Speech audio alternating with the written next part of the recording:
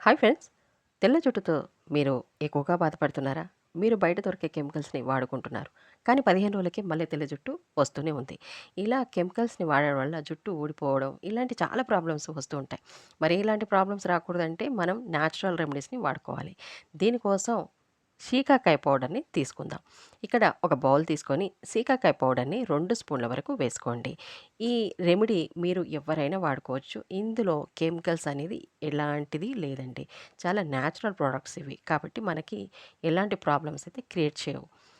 తర్వాత ఇందులో గుడ్డులోని తెల్ల సోనాని వేసుకోండి.